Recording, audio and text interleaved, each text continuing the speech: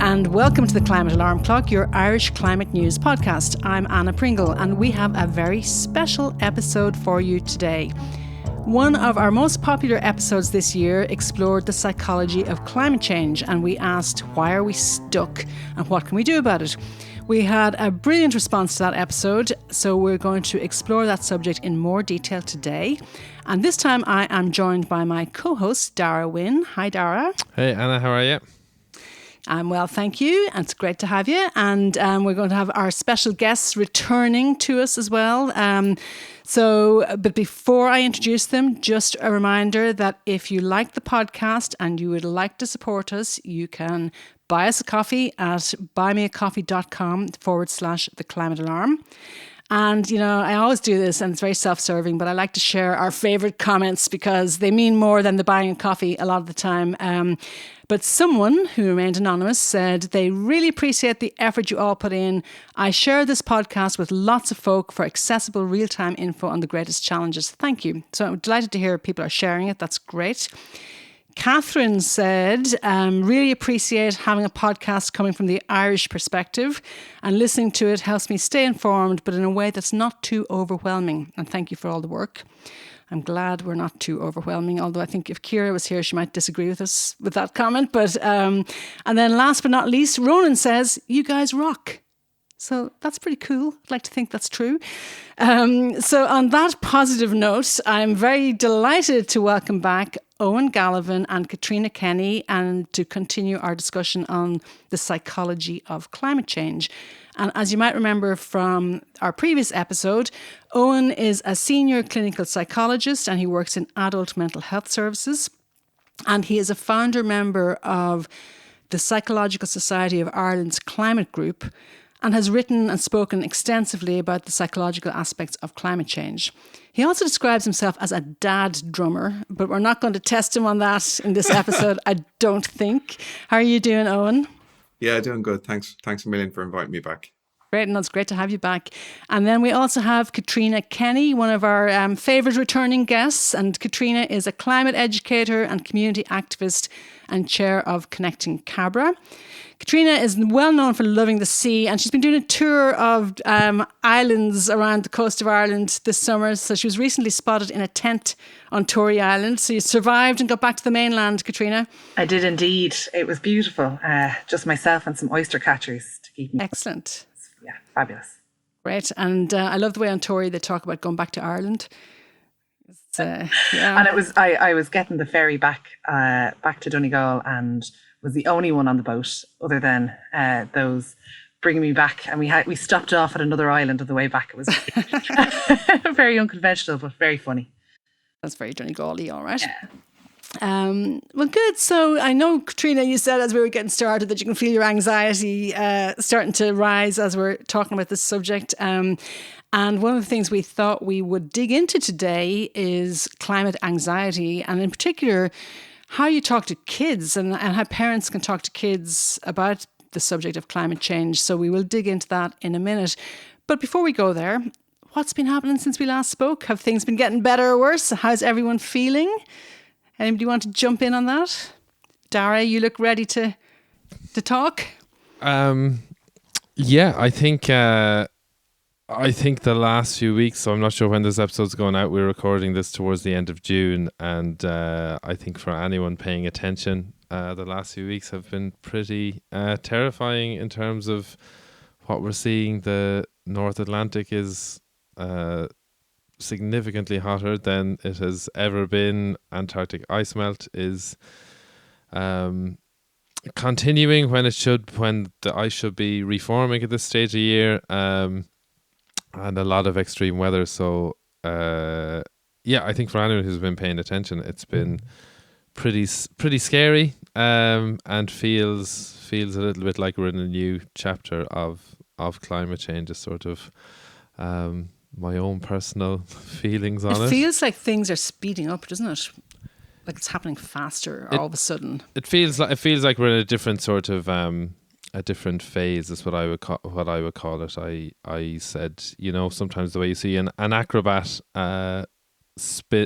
gaining momentum on their trapeze, And it feels like that's what climate change has been for the last while, moving more and more with each swing. And it feels, starting on a very dark note, but it feels like we're now at the stage where the acrobat has let go of the trapeze and we're in totally uncharted territory. That's kind of how it feels to me. I don't know if Caitriona or Eoin want to jump in there. It makes it harder to look away as well. That's the big thing for me. It's like when I want to go into my little denial bubble, which I have to do every now and then for my own mental health, I haven't been able to do that. You know, it's been really warm here, and a sweaty person, and then I get kind of overwhelmed and stressed. I was down at the sports day with my children the other day, and I had to just leave because we were all sitting in a field with no shade.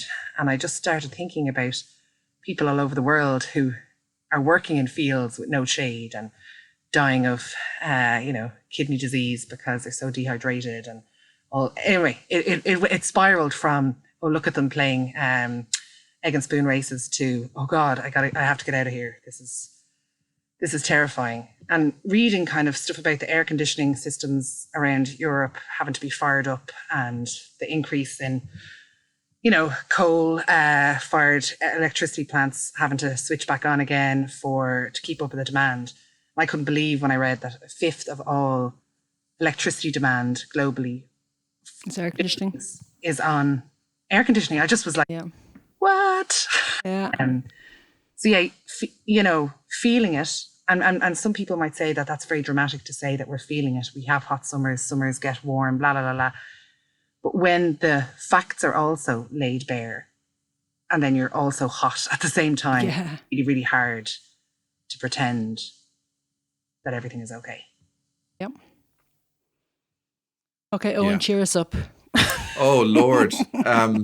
Well, first of all, I really relate to what you're both saying. And I think that new stage of the physical reality of climate consequence, if you want, is being matched by a new social reality, which is that the dissonance is ever more intense and it's becoming harder and harder for people to not attend to what's occurring. That might build the kind of awareness bridge into action. There's a chance that this period of time we still have sufficient social stability to make really big changes in a coherent way. We still have that capacity. And as people are starting to look around and hear the news a bit, and Lord, I wish the news would get better. We'll talk about that later, maybe, about why it's so important. And you really do have to be paying attention, don't you? Because it's still really pretty straightforward, apart from the weird weather. But it's quite easy to kind of, you go through a hailstorm in Enniscorthy, as what happened yesterday, and you go, wow, the hailstorm, and then, oh, I'm doing the dinner, it's busy, and it just goes out of your mind. Right. And it's not being framed for us through the news as an event that is being driven by climate change, and it's on a trajectory that's going to get worse, and it's a sign of things to come, and we should take this as a red flag rather than a one-off weird kind of day. So most people's internal frame of reference for those events is this is a one-off, and we'll talk about, do you remember that summer when it was da-da-da-da, and we just remember it as a funny day, as opposed to, no, this is a kind of ramping up of fueled extreme weather by global warming, and it's going to get worse, and this is, we should treat it as a warning sign.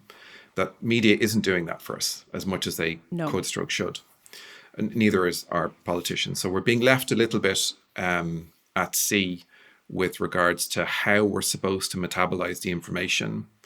And this is why, podcasts like this and journalists who are kind of really on top of it, people like John Gibbons and others who are experts in the area and capable at communicating and want to communicate about it forthrightly, are so important, because you can kind of, I always turn, when I hear bits of climate news on Twitter or whatever it is, like the graph with the Arctic sea ice and that red line dropping way down before all of the other line, you're looking at it going, that looks really terrible. And now I need a person to digest that for me and communicate to me and help me measure how freaked out am I supposed to be, please?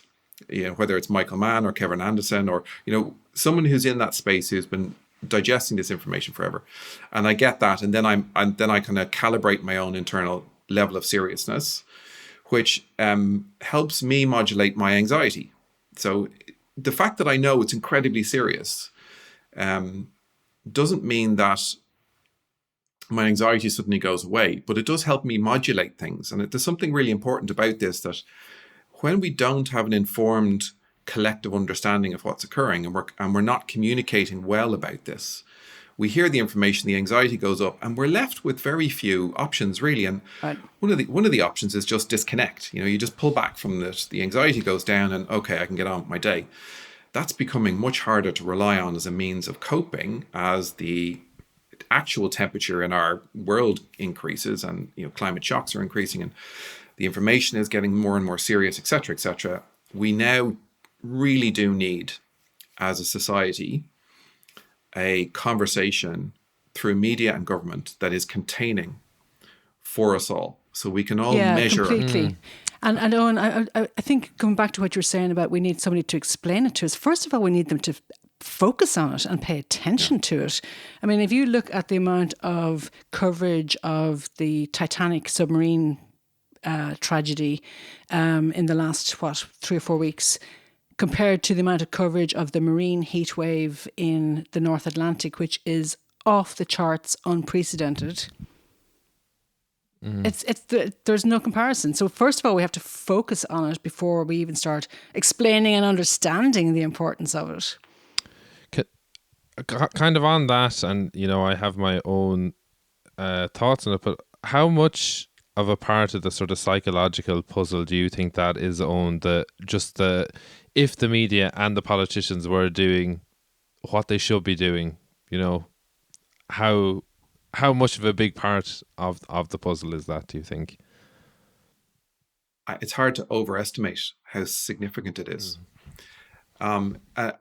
I often like going back to COVID as an example in comparison. There's obviously some big differences between climate and COVID, but it's useful for highlighting distinctions sometimes. It would be the equivalent of us hearing through Twitter that COVID was on the way and seeing lots of people dying and people getting sicker around you, and it not being talked about in the media. I mean, how different is that? How different would our reaction to it have been? Can you imagine the chaos that would have ensued? And you can see, glimpses of that chaos in other countries, the UK and US, because of poor management, etc. That's what's happening with climate, is we're being told through these kind of obscure channels that these horrendously bad things are occurring and building. But we're not being given and here's what the country is going to do about it, and here's your source of information, and here's what you need to do about it. And appealing to values, we're all in this together, and we know it's a big change, but we will get through it, and this is how we're going to do that.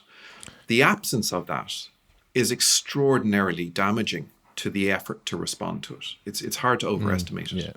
Yeah. And sorry, I just have one more question then on that, and it's kind of to everyone. What you said, Eoin, there about how it's harder to ignore. How we're seeing the stuff that's happening, and it's harder to ignore. I think that's definitely true of everyone on this call, but for people who kind of aren't paying attention too much, is it actually that this weather just entrenches people more in where they are? So if you have been denying things up until now, and then suddenly you see these really staggering things, is it more likely actually that you double down and continue to ignore despite the additional evidence? Yeah, I think in the absence of helping people to navigate that transition into awareness, a lot of people are left with very little choice, that they don't have the psychological availability, the supports, the information, the resources, internally or externally, to help them move over that bridge. Then people are left with, I can't deal with this right now, or I'm too busy, or all the old spaces and it's just a hot day, and it's just a hailstorm, we just get over yourself and all that. It's easy enough for people still. There's some interesting commentary by George Marshall, because I think one of the fantasies that climate activists have is that as the climate shocks accelerate in severity, that people will suddenly go, I see it now, thanks a million. Yes. How did I miss this? Yes. But actually, it's culturally located and it's located in a social scenario. So that doesn't necessarily happen. So, for example, George Marshall was talking about how in the US, he would have been speaking to the mayors of towns that had been subject to major hurricane damage. And it was after this, and these hurricanes, science would say this is increasing in likely and ferocity because of climate change. Surely that means now is the time to talk about climate change. And reportedly, the mayor's response was, absolutely not. That's a divisive subject. We're coming together to rebuild our town. In other words, it became less likely to talk about climate change in the wake of climate shocks because of the impact of the climate shock coupled with the cultural context. So the fantasy that eventually people will wake up when things get more serious doesn't necessarily come to bear. Again, doubling back on the importance of that cohesive social kind of dialogue that we need to help us through this. It's really, it's the most important piece of the puzzle that's missing right now. This isn't helping my anxiety.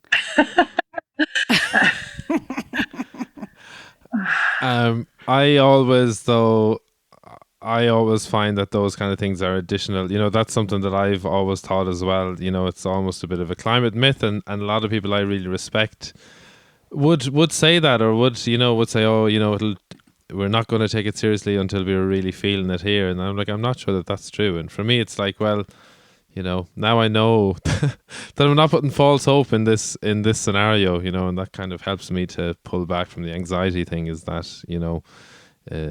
it's going to take action to get that. It's going to take engaging with people to get that change in mindset. The climate impacts alone aren't going to get that change in mindset. So, yeah. Yeah. If we want to create the massive social change that's needed, we know how. It's actually not a mystery of human nature. So there's a funny kind of narrative that's spun around we're complicated, problematic beings in the way we think, with all these cognitive biases and, kind of deferring things into the future rather than dealing with them now. That narrative actually suits a delay narrative. Whereas we have many, many examples of significant rapid social change which has certain ingredients in it. And if you put those ingredients to bear, so the reason that we haven't changed is because we haven't been asked, and we haven't been led, and we haven't been supported through political, social, economic means. That's the short answer. And the corollary of that is a really good paper by Stoddard et al. Why are we stuck despite 30 years of emissions? Why are we not bending the emissions curve despite 30 years of scientific warnings? And it's all in there, the social and the economic and the vested interests and all that stuff that's keeping us in that kind of space. So to me, it feels a little bit like a misplaced target, the problematic individual, as opposed to, no, we know how to do this. When people are asked on a values-based premise to shoulder the burden and have sacrifice now for the good of our children or our future, we can do that. That's in us. And there's many examples of human beings demonstrating a willingness to sacrifice on behalf of their children or others in their communities. So that to suggest that quality, what's needed is to actually promote that narrative. We have to do this, and we have to lean into that quality and that capacity, rather than a consumption narrative or a take care of yourself narrative, or all the other narratives that are really influential in how we live our lives. And just going back to because I really struggle with this as well, the too late notion and the left turn into despair, because you're going along the kind of highway of climate information, and every now and again you see a sign up that says we're all fucked, and you think I'll just have a little turn down here, and you go down, you go, oh my God, we are in such trouble, and it's actually really hard to come back. But one of the ways of thinking about that I found helpful is Rupert Read, who's one of the founding members of Extinction Rebellion in the UK and is a very prominent. He's now talking about the moderate flank idea, this idea of bringing the whole of the middle rather than the extreme along into activism. And when he's asked about is it too late, his response is, well, too late for what? It is too late to stop the damage we've already caused, and that is very serious. And the consequences of that are just beginning to be seen. You know, the warming that's baked in hasn't even had its chance to demonstrate its effect yet. It's not too late to stop the damage that we could do, which push us even further into the hole. Yep. So in a way, it's never too late to do something. But I think it is too late and there will be a point when we will lose the capacity in a coherent way, a coherent, socially coordinated way, where we could draw in military, where we could draw in every civil service on the planet in this massive effort to re-engineer ourselves. The window of us being able to do that in a coherent way, there's definitely a time limit on it. I don't know anyone can actually say when that social instability will emerge and break that. It is too late to stop what we've done. It's not too late to stop what could happen yet. And it's not too late to undo it either, to work towards reversing what we've done. Can I come back to Sorry, I might Eoin? just add on that, Anna, is, you know, there obviously are some things that we can't, you know, there's a certain amount of sea level rise that we can never undo, that's, you know, going to happen over thousands of years. Right. I think sometimes to look, if you broaden away from the climate angle on that helps me often, like say in Ireland, where biodiversity has been absolutely decimated. Our climate future is going to be worse. There is a chance our biodiversity future in Ireland could be significantly better than it is at the moment. You know, we could have more biodiversity in Ireland. We could have more native woodlands. We could have, you know, more biomass. There are things, obviously, as long as we get taking action while we still have a cohesive society, there are other social justice issues that can be better now. So I think one thing for me is, you know, try and broaden out the definition of the future, looking, you know, that we can still have lots of progress in other areas alongside climate impacts, and that helps me sometimes at least. Yeah, absolutely. Eoin, can I come back to what you were saying about appealing to people on the basis of their values? And I think one of the common misperceptions in climate communication is you have to give people the facts. You have to talk. You know, once people understand the science, they'll want to take action, but that's actually not the case. So, can you talk a little bit more about the psychology behind that, appealing to people's values, and how do you actually do that? And what are the values that we should be appealing to as we're talking to people? Yeah, and it's I don't want to give the impression that there's a silver bullet in a communications psychology kind of space. There's actually several ingredients that are needed.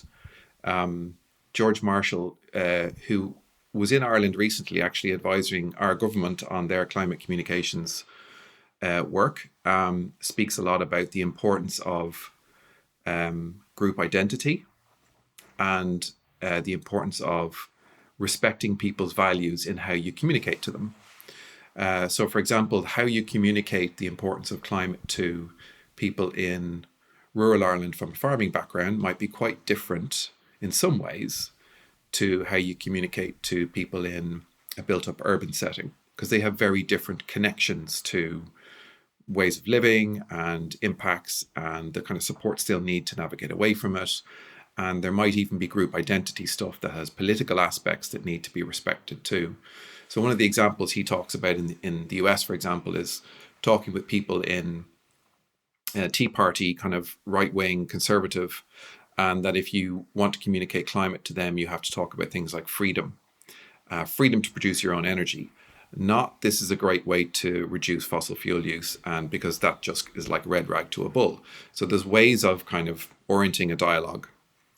But I think even deeper than that, and I think we were saying this the last time, I don't think we have, in fact, we definitely don't have the same kind of broken up sense of social identity around climate as other countries do, although we are starting to see it fray with, for example, a new Farmers' Party kind of potentially arising. You start to see the kind of potential for polarization and social disconnects, and we really need to protect against that. But by and large, and it was evident in COVID, there's a very strong potential for social cohesion in Ireland.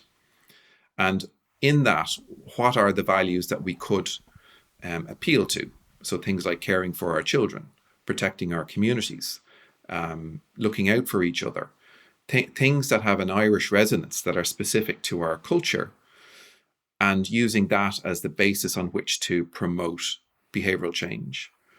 Now, aligned to that, and you can't just be that, because people will go, well, that's all well and good saying I care for my neighbour and all that, but how am I supposed to get to school if there's no cycle track with my kids? Or how am I supposed to get to work if, I don't have an EV or an EV charger or, some other structural support? So you need to have the physical changes and the financial supports put in place so that people can follow those value-based requests and directions and actually move.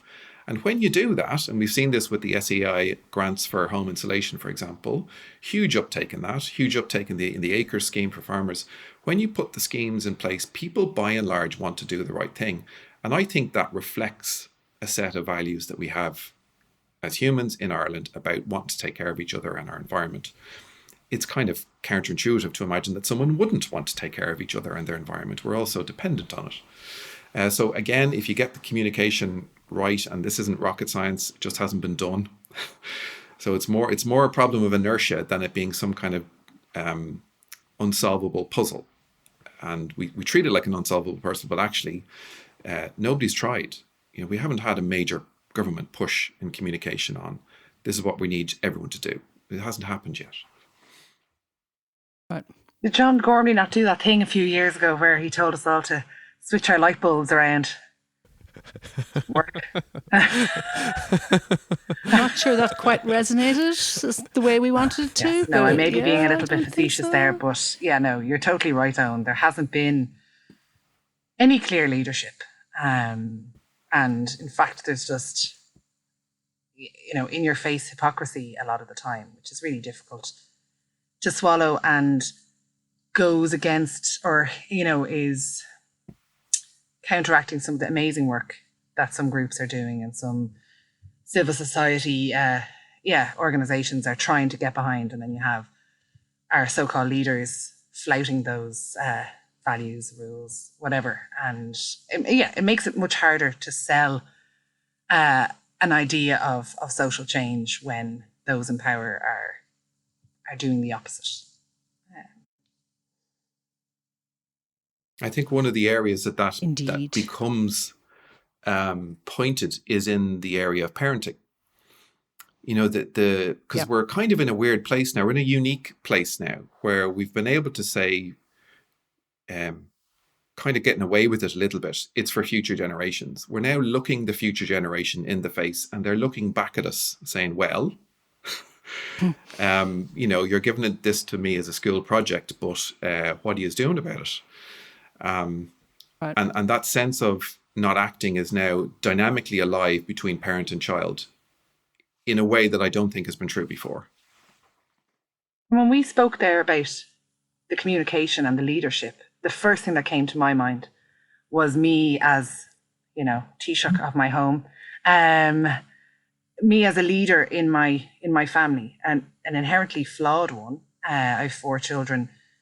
I mean, I flip between despair, hope, and everything in between, a few times an hour at times. And it feels quite difficult to then, I was kind of starting to feel empathy for our leaders there as I was making that analogy in my head, thinking of how difficult I find it to get my shit together, get that communication message clear. And I suppose as a parent, you don't get a handbook, you don't know what the right thing to say, what the right thing to do is all the time. I try my best to be honest with my communication with my children, but sometimes I feel like I'm not showing leadership, if for want of a better term, that I'm, I don't know. Do you have any thoughts on that, Owen? Loads. Great. Let's hear them. Well, like all of us, you're doing the best you can with a degree of uncertainty in an unsupported context. So I think we need to be a little bit kind on ourselves. The other thing is you're not alone. And by the way, there's a great book by Elizabeth Beshard, I think is her second name. I hope I have pronounced that correctly. Beshard, called Parenting in a Changing Climate. And she does a great job of outlining all of the research in this space. It's published last year, so well worth looking up. But some of the research that she kind of outlines, about 78%, this was a research study published in April this year across America, so it's a fairly big study. 78% of parents are worried that they won't be able to protect their children from the consequences of climate change. So you're not alone in that concern. Many, many, many people. And as we were saying before, we often underestimate how concerned other people are. So it's really important to know that when you are concerned as a parent about climate change and that feeling of distress that comes from not being able to protect your children from something is common.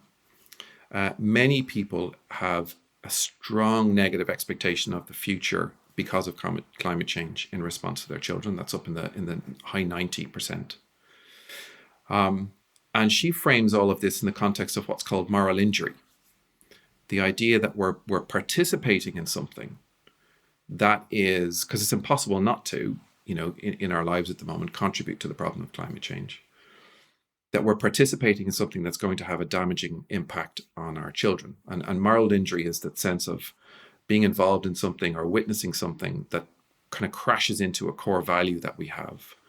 And it leads to a sense of distress and upset. So I feel distressed because not only am I potentially unable to protect them from the climate shocks that might be coming, but I'm participating in creating this really significant negative future for my children. And that bashes into the primary kind of impulse of every parent, which is to protect and take care of their children. And so much energy and thought and feeling that we put into that, trying to protect our children. And by the way, this is all inadvertent. It's inadvertent. It's not that people wake up in the morning and go, haha, I'm going to do something to, damage my kids. This is stuff that you kind of become aware of and you go, oh my Lord, this is. So we become unwillingly complicit. And that has an impact on us. One term that was used by another researcher was where we have a sense of compromised integrity. And we feel a sense of guilt that we're participating in this really awful thing that's going to impact on our children, which can actually get in the way of our ability to think about it. That distress can actually be a trigger to shut down or to retreat from thinking or talking it through, and makes the act of engaging in a dialogue with our kids around it quite complicated psychologically and emotionally, because we're trying to bracket off our own sense of guilt or compromised integrity, while at the same time trying to be walking, there's this lovely quote, parents are left to walk a tightrope between being honest and being comforting, and between being empowering and weighing them down with the responsibility of saving the world. So we're all in this tightrope between these spaces. We're bedeviled by our own sense of guilt and compromised integrity, suffering the distress of moral injury, and at the same time trying to have a containing, calm conversation with our kids who might ask quite challenging questions sometimes. So I think it's a very difficult space to be in. And are there any rules of thumb around what kids can cope with, I suppose, or how best to tackle it? Like I remember, at the depths of COVID during lockdown, one of my kids was about 11 at the time, and I said to him, you don't have to listen to the news. And he said, thinking that he'd be better if he didn't. And he said, no, I want to listen to the news, because it was important to him to want to know what was going on. Whereas the other one was like, yeah, I don't care, whatever, so I suppose I guess there isn't really a rule of thumb in that it's very individual, but are there any guidelines in terms of how best to work with kids on some of those issues? Well, I think that the good news in this is that the same wisdom of how to be a kind of a competent parent across a whole range of other risks and issues that you might address with kids, the same wisdoms travel into this space. So meeting a kid where they're at, do they have an appetite to know? What's their age or developmental level? Trying to attune the information you give to their readiness to hear certain things. Not trying to kind of push it down their throat, but also not being so kind of compromised in their own integrity that we can't feel that we can't say it out loud at all. Probably the most important piece on this, and I was trying to play with this in my head. So, what's the advice for the parent who's determined to know nothing about climate change, who also wants to have a conversation with their kid who really does want to know about climate change? Because I think a lot of people are in that kind of space. Yeah, I will talk to you about it, but I just don't want to know anything about it myself.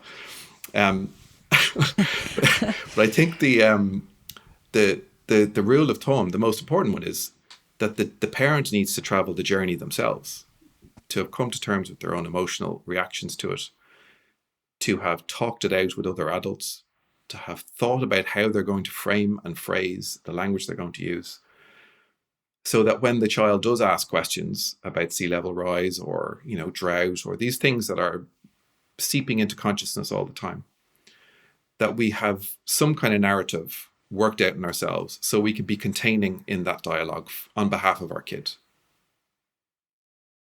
Can I jump in there and just say or explain kind of what I try to do in my house?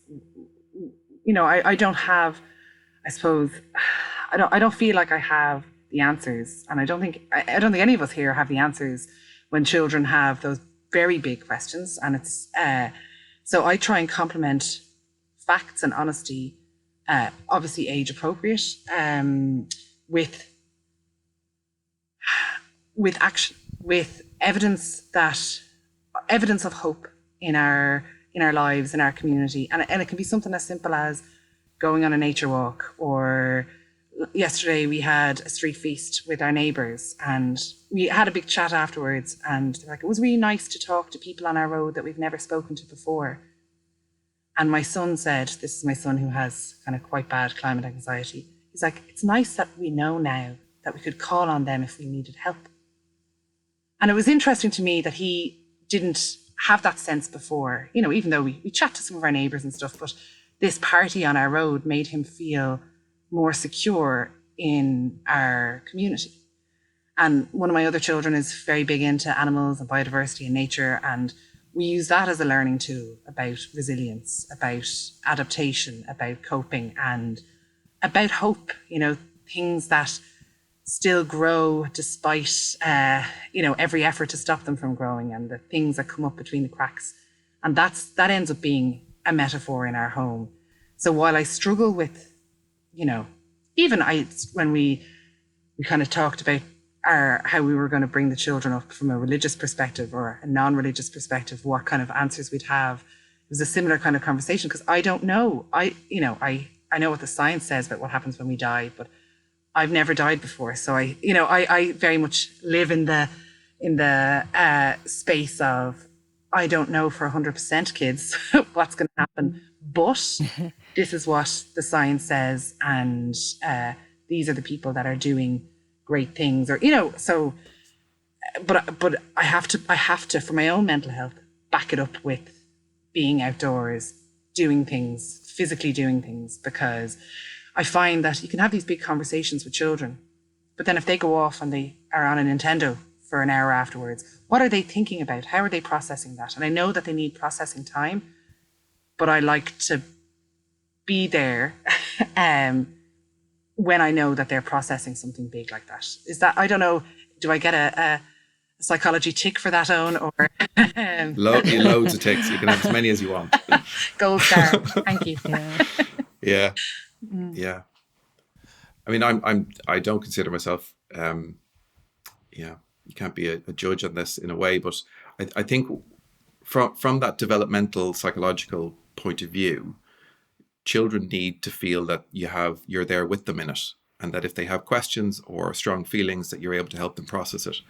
So even if we face into really significant climate shocks or deep uncertainty about what's happening in the world, I'll face this with you, and I'll be there with you, and I'll help you think about it, and I'll help you talk about it, is profoundly important. Even if we have, we're missing the scientific facts, that realm of knowledge, well, let's look at it together and let's think about it together. That in and of itself is probably the most important thing to carry with us as parents through everything, really, isn't it? I mean, if you think back to your own childhoods, you can probably remember times when you're around death is a good one. I'm not sure what happens when people die, but we'll all think about it together. We'll be sad together. We'll go through the funeral together, and that's what helps us. Can I just ask, and once again coming from little to no experience here, but I noticed there that you mentioned uncertainty a lot, and I think that's a challenge that adults have when it comes to climate change, the uncertainty around all of it. That it's easier just to ignore it because of the uncertainty. And it sounds, Caitriona, like you're really good at conveying uncertainty to your children. Is that, do you think, is that can that be a really big challenge? I suppose I'm thinking from a school's perspective, whereas sometimes in classes where children are being taught things, it's very much, this is the facts, these are the realities, and there's not enough space for those grey areas. How important is helping children to be able to acknowledge and sit in uncertainty just in general? This to me or to Eoin? To everyone else on the call here is a parent. I'll just speak briefly about the grey area as a parent and as an environmental educator. Like that, the grey is where I'm most comfortable, because I very much struggle with certainty, even when there are facts in front of me. I'm not that confident in my thoughts sometimes. And actually, somebody said to me after the last episode that I kept saying, "Oh, I think," or "maybe." So I'm trying to sound a little bit more certain. But exploring the grey is, like you said, Eoin, being there with them on that journey. And one of the programs that I deliver is a kind of outdoor biodiversity program with young children, and in Dublin. And we go through kind of an 8-week program, getting to know the nature in our local parks. And the whole time, myself as the educator, I feel that the children are educating me at the same time, in fairness, and so are the trees, and so are the plants in the park. But the whole time it's an exploration rather than, this is a fact, I'm passing it on to you. It's what can we learn from this? And, what does this make us think about? And what does this make us feel? And, one of the kind of strongest lessons that happened over the last course I did in Cabra, we found an egg on the ground that had fallen out of a nest. And rather than me saying to them straight away, "Look, it's a dead egg. Listen, lads, that ship has sailed," I held back. And we stood around with the egg and tried to figure out together what had happened, and became this amazing storytelling moment, and about life and death, about nature, about things that happen all around us, and the part that we can play in it. And I was blown away by. I was like, did somebody place this egg for me to teach this lesson? Did you bring that egg with you, Caitriona? Are you going to bring an egg? Are you going to bring an egg to the park every time now from now on? But it really did seem to have quite a profound impact on all of them. And that exploring the grey and the uncertain is part of my joy in parenting as well, because I love figuring things out with my children and getting their perspective on it. And sometimes their perspective is so much easier to digest than the one that I would have come to myself, because children are can be incredibly good at seeing things the way that they are. And we add our biases and we add our history and our social history to a particular problem or story in a way that children don't tend to do. And I'm so inspired by that at times, because I'm like, oh, I didn't think of it that way. And thank you for that. And as for an adult to turn around to a young person and thank them for sharing their wisdom, I think is a very powerful thing as well. My little girl always says to me that I'm like a teacher to you, Mammy. And I say, you are. She's constantly teaching me things. That's fantastic. And I think one of the things that really strikes me from that, what you were saying there about the egg and so on, it's about stories as well, and telling stories and thinking through what the different endings could be. And it also strikes me, though, that I'm not sure our education system that our kids spend so much time in is equipped to deal with the grey and to deal with, things might not be exactly lockstep the way we want them to be. I don't know. I mean, maybe that's being unfair to the education system, but so much of it is geared towards a particular curriculum and exams and so on. And then that leads to certain individuals maybe staying in the role and others leaving. I'm looking at one person there that, people who are amazing teachers who end up not being teachers anymore because it's quite, can be a constricting role, quite a difficult role. But I was just at Moth convention. Moths Ireland had their second ever convention on Thursday and Friday there. Wait, what Ireland? Moths, M-O-T-H. Like butterflies, moths? Yes, my new I hobby. just want to make sure I heard you right. You weren't getting a Dublin accent talking about moths. I do have a WhatsApp group called Me Cabra Moth. But that wasn't this.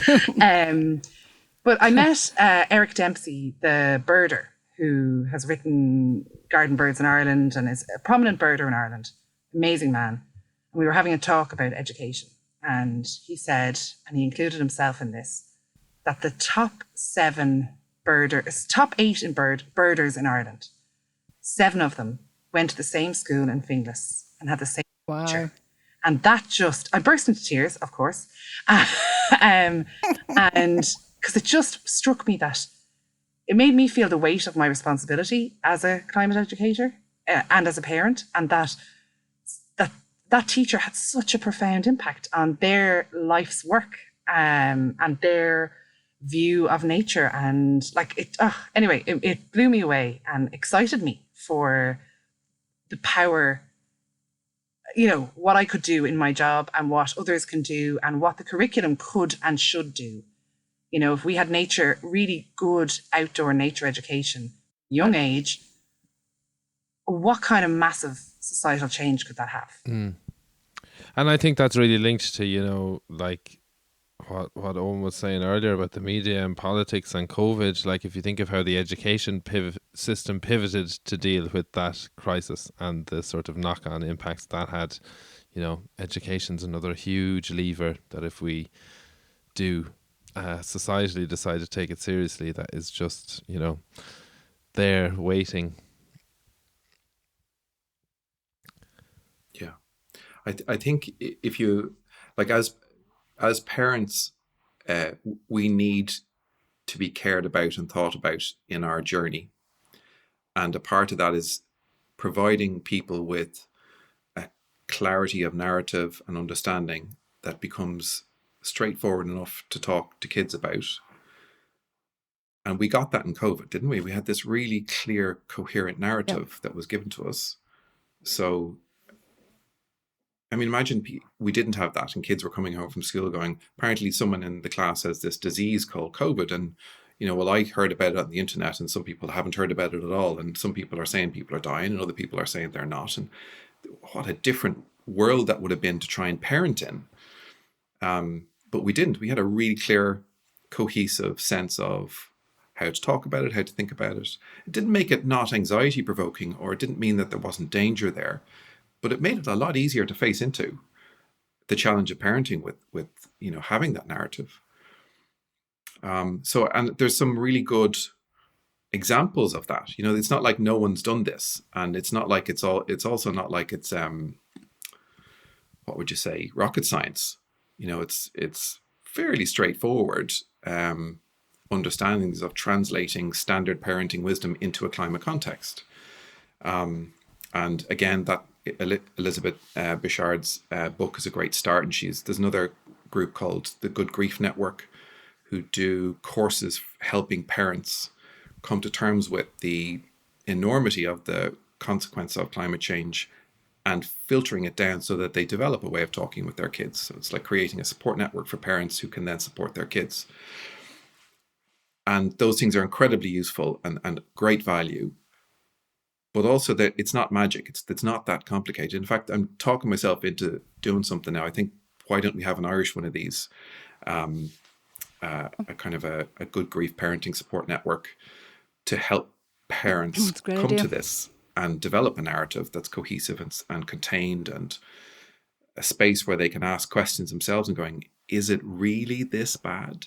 I mean, when you say food systems collapsing in the next 5 to 10 years, do you really mean that? No food? Sorry, who's saying that, Owen?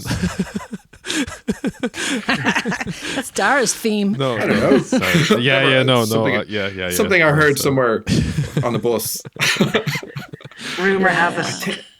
Look, I think that's a great idea. I think you definitely would have a lot of interest in that. I know people, myself and Caitriona know, would definitely be very interested in that.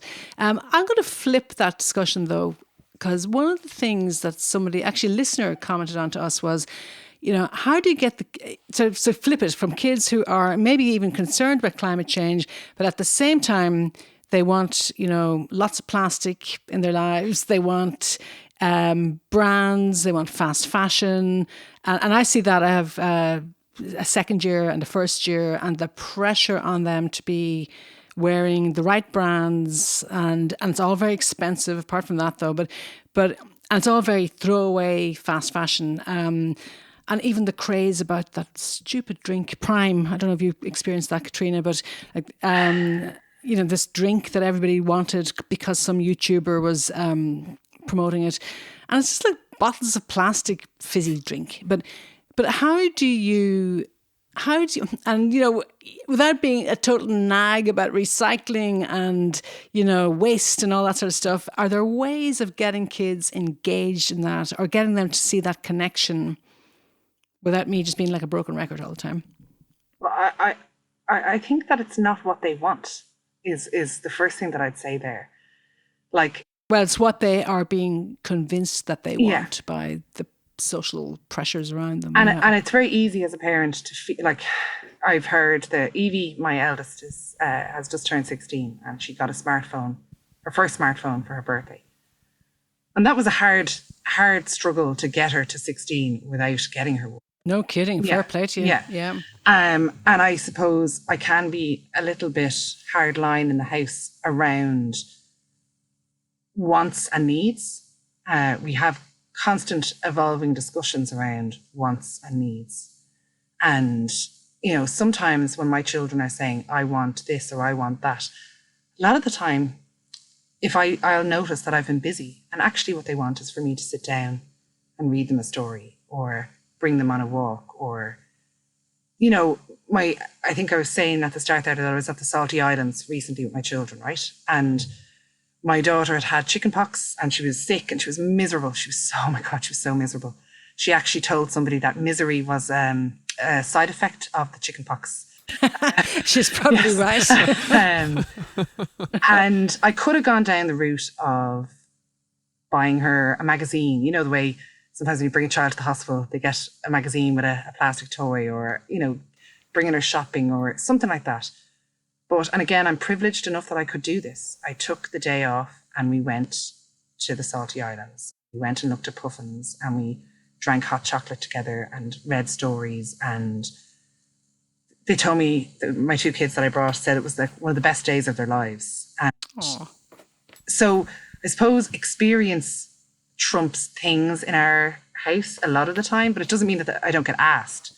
But I kind of you have to constantly push back and then reevaluate the time that you're giving. And that's not intended to make anybody feel guilty or bad for not having time. But time doesn't have to be loads of time. It can be a poem before bed. It can be that extra hug, that extra meaningful conversation, whatever it, fit it into your life in whatever way you can.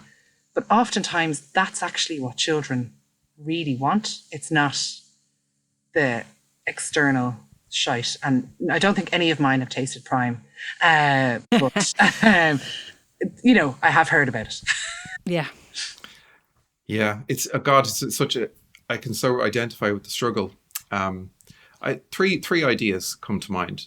The first is the real cheap and easy, obvious one, trying to set limits in your own lifestyle. And that involves making some personal compromises so that you're not kind of saying one thing and doing another, and saying you can't have that, but I'm having this, that kind of stuff. But that doesn't really, I think that's actually the hardest thing to rely exclusively on. One of the things that I saw happening recently both locally in a school that one of my kids is in, and I think it was in the newspapers, about parenting groups deciding about an age limit on access to mobile phones across schools, almost like borrowing the power of social norms in a particular way. And so your communication with other parents, trying to get agreements on, can we have agreements on limits on certain amount of plastic or certain products that we all say we're not doing it. That's another layer that you can try and add in: parent WhatsApp groups, parent school groups, and then maybe even the school itself being kind of lobbied through the parent group to set certain social norms around plastic usage, for example. And then the third thing, and this might be something that as they get a bit older has a little bit more traction, is to kind of harness their outrage at the injustice of being sold shit that they don't need through corporations that are burying their planet, and to bring them on the side of, that kind of the youth activist spirit, which is kind of a bit muddled at the moment. It doesn't seem to have found its, although I do see kind of the rebirth of it in some spaces. Some great activism in Trinity College Dublin, for example, with their student union, really starting to kind of wake up and demand kind of social change. That teenagers or even kids who are 10 to 13 develop a sense of injustice and what's right and wrong. And if you bring them into the narrative and say, this is a company who just wants to make money for a very small number of people who's selling this stuff all around the world, and you give them that narrative to help them see the outrage, rather than it being about you can't have the thing that you've been sold and it's all bright and shiny, and you forget that when you get home it ends up in the bin 20 minutes later because it's no longer bright and shiny and new, and you're now following the next thing that you might, and kind of, so maybe there's three things that you could do. But to be honest, I think we need to be a bit kind on ourselves, because we're swimming against the tide here. There is literally a flood of advertising and product placement and and it's very, very hard. It's naive to pretend that you could not end up in the struggle in some ways. And it's very insidious and not always visible to parents as well. And you're not always aware that that's what's being marketed to your children. I was blown away in a school. I was teaching a waste workshop to teenagers, and there was suddenly this conversation about Coca-Cola as this poor company that if they had the money, they would be more sustainable. And I overheard this and my mind was just blown, and I may or may not have gone on an anti-capitalist rant and thought I was going to be thrown out of the school, but actually the teacher was very supportive. But it's interesting how, to one person, a narrative can seem very obvious, but to others, it's not. And that kind of insidious nature of marketing, it impacts children oftentimes differently to how it impacts adults, and can have a much more. It kind of gets in there about their identity and about love. I remember somebody saying to me before, I think I might have said this before on the show, I didn't have Wrangler jeans. I didn't have any brand name clothes as a child. Everything was secondhand. Everything was Fred's Fashions and Ballyfermot. And my sister had a pair of Wranglers that happened to be bought also in Fred's Fashions. And a girl in my class said to me, does your mom love your sister more than she loves you because she has brand name clothes? So love and care from your parents comes into it as well. I hate to think that somebody might have turned around to my daughter and said, oh, does your mom and dad not love you enough to buy a smartphone? So it's coming from different angles. It's quite it's a big issue. And Owen, what you said about the WhatsApp groups and stuff, it also can come from wider organizations like the sports clubs, and the kind of lots of children do extracurricular activities. So I think that there's big responsibility on those organizations and clubs to step up and normalize, doing away with all the shit, the cool camps and the bags and the jerseys. And even on a very small scale, in our local football club, Bohemian FC, we have a football boot library. So I've never had to buy football boots for any of my children, and they all play football. And it's not done in a dramatic way. There's just football boots left outside.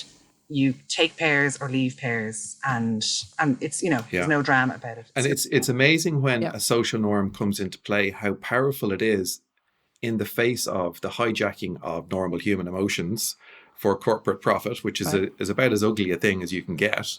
But once a social norm is put in place, people are far more likely to be influenced by sharing the boots with their friends than they are with an advert. It's amazingly powerful when we move in that direction. Can I ask? Yeah, it's sort of linked to all this that you were saying. You know, you've been talking about, you know, how to tell kids about, you know, the physical impacts of climate change, the sort of uncertainty, and you were sort of talking about it with advertisers, and I guess the same is sort of true with media and politicians. You know, I think I grew up thinking, oh, society is fair. You know, these systems, these institutions, they care about me. And, you know, if climate change was really a problem, it would be on the news. So there's a lot of there's dealing with the physical impacts and the future that's coming, but there's also dealing with like realizing society maybe doesn't have your back as much as you would hope, or as much as a lot of people assume. And, you know, how do you deal with that sort of aspect of it with children? You teach them to be cynical, Darragh, I find. It stands to them well.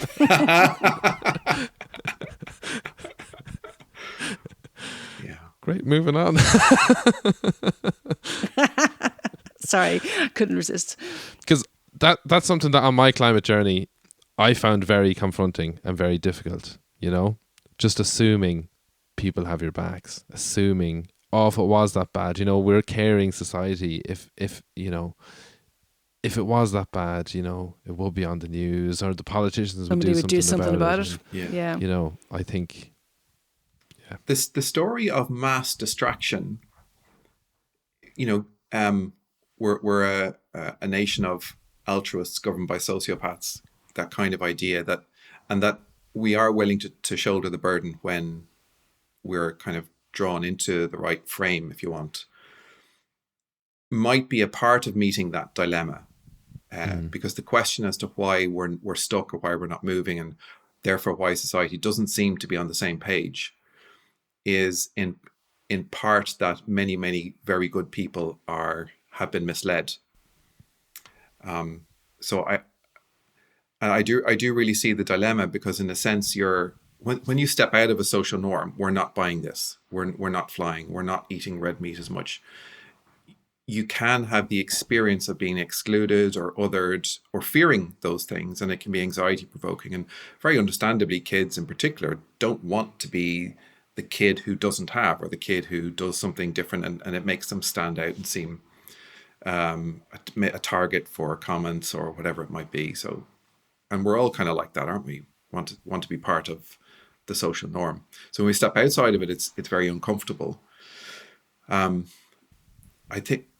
But if enough people do, it becomes a new social norm. You can create new social norms. Yeah. And I suppose that's where the power is. I'm thinking about society and community, and when you're talking about, like, you know, society not having your back, are we talking about kind of the structures of power there? You know, those who are controlling the economy, those who set the rules and the laws that we are under. And I know we can talk about democracy, and, you know, that we have a part to play in all of that. But I make a distinguish between community and society, because the more community work that I do, particularly where I live, the more I feel like these people have my back and I have their back. Yeah. People are much more open to a kind of beautiful, for, you know, collective future. And the garden share project that I'm involved in was kind of blew me away by how open and trusting and lovely people, because I am a hardened, anybody that knows me, I am quite cynical. I go through phases of, you know, wanting to get away from all humans and hiding on Tory Island, to, you know, sitting out with all my neighbours on the street. It's a balancing act all the time. But I was blown away by how open and loving and warm strangers could be to one another. And that gives... And that's kind of speaking to the values we talked about earlier. I mean, actually, that makes me think about, we had talked before we came on about the videos that Kevin Anderson had put out, Professor Kevin Anderson, who is actually in Ireland this month. And he laid out very clearly and starkly the challenges that we're all facing, but he finished by talking about civil society and why civil society is so important. It might be a good one, like maybe just to play a little clip from now and sort of wrap up on that, because it's kind of speaking to some of the things that we have been talking about. And also he talks about choice. So let's have a listen to what Kevin Anderson said about that. My judgment, my best guess, as someone who's worked on this for years, is that we are going to fail. We're going to go to 3 or 4 degrees centigrade of warming, and we'll have to live through or die from all of the repercussions that will have. That is a terrible prospect. And one that I think we have to try everything we can to avoid. But the message of hope, if there's any thread of hope in this, is that it is a choice to fail. We have so far repeatedly, I'm going to say we, what I mean is effectively our leaders politically, academically, in the journalistic community, across the board, those people that have framed this debate have chosen actively to fail for 3 decades. And when they have breakfast with their own children, I hope they are thinking about what we have deliberately imposed upon their future.